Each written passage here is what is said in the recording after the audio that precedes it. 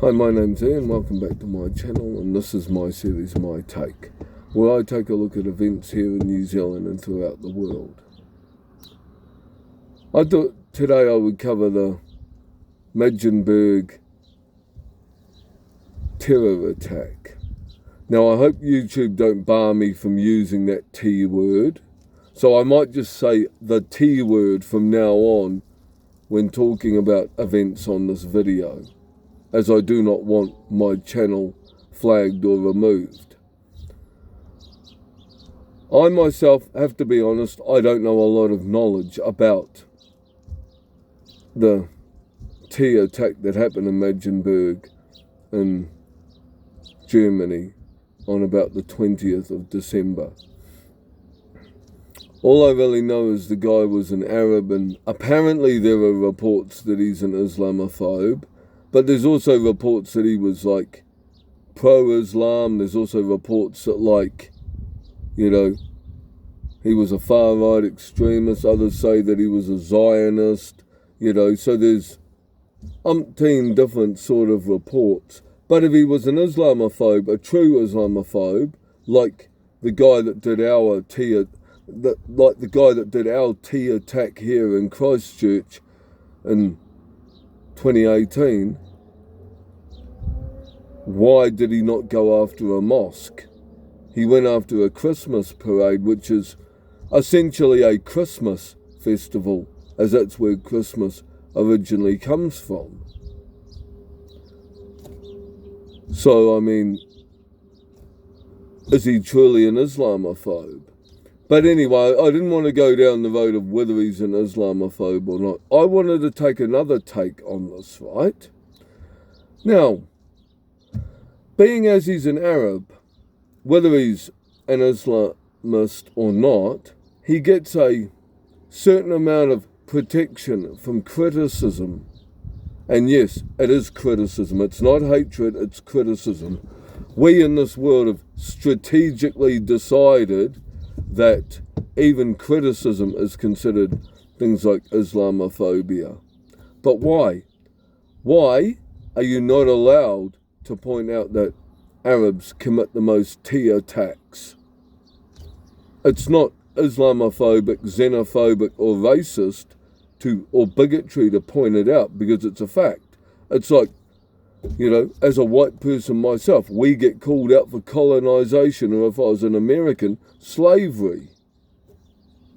I could throw my toys out of my pram all I want, but at the end of the day, it's a fact, isn't it? So if it's acceptable to call one group of people out for their stuff, then we need to start making it acceptable to call other people out. And it's not a phobia or anything to say it. In fact, the opposite is true. If you're speaking the truth, maybe it's helping people actually realize that, this group of people have done this. And again, I'm not saying that every T attack in the world is done by people from the Arabic region, but the majority are, and it should be acceptable to say it. Just like it should be acceptable to say that blacks in America commit the most crime. Sure, they have the most run-ins with the police, but they also commit the most crime. And yes, again, I'm with that situation. I'm sure some are race-based, but the majority are based on, no, you did something wrong. That's why you're being hauled up. Same with the Maori here in New Zealand. They commit the most crime. It should be acceptable to say it without being, name-called for saying it, because it eliminates the real discussion. I think Europe, though, need to start having a good hard look at the status, though, of Arab people in Europe, and they claim all these people who protest it are far right. Really? Are they far right, or are they patriots protecting their land? Because I guarantee you, if it was a bunch of, say, Africans jumping up and down, that there were a bunch of white people doing it, Nobody would say that they were far-right extremists. Ditto if a bunch of Japanese people were doing it, or a bunch of Pacific Islanders were doing it. They're not considered far-right extremists.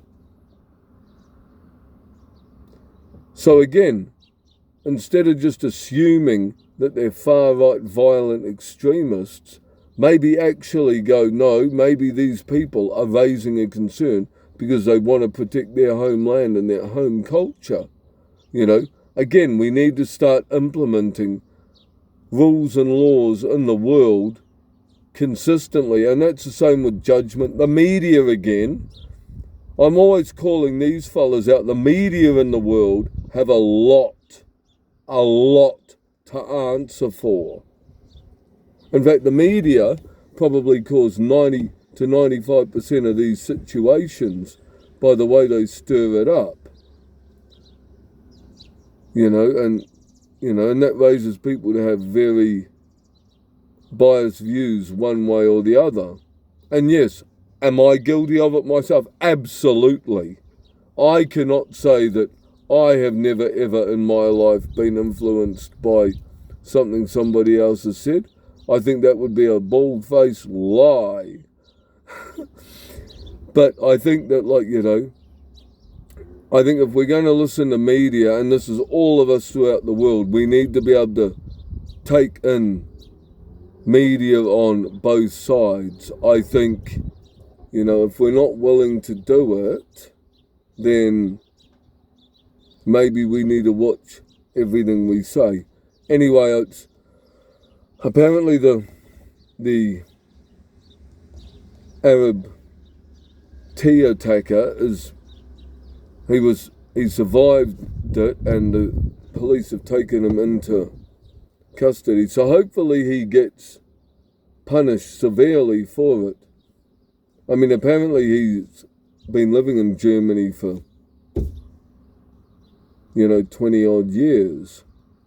But maybe they need to start bringing in laws for migrants where if you come over to our country, you break the law, then you get put, regardless of whether you then earn your residency, you then get shipped back to where you came from. Because it's not the first time this has happened in Europe. It's not like they're over-exaggerating to a one-time incident.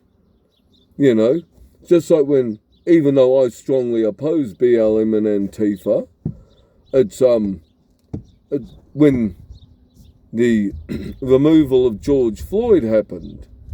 It wasn't like they were just jumping up and down about, it was only George Floyd that it happened to, so let's, riot. No, it was because this has happened and this has happened and this has happened, and we feel like we're not being heard or treated fairly, So maybe we need to look at it that way with all the Germans protesting as well, instead of just calling them far right, racists and bigots and etc., whatever else the media have probably labelled them as. Maybe we need to actually go, no, these people are protesting because they've asked for something to be done and they're sick and tired of XYZ event happening. Anyway, that was my take on the Arab tea event around Christmas time of this year. As usual, guys, if you have any comments to make, I welcome them, but please keep them respectful. Thanks. Oh, and Merry Christmas to everybody out there. Hope you're all safe and well.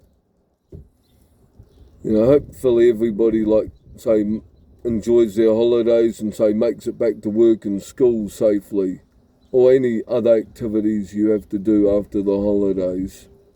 Thanks and bye.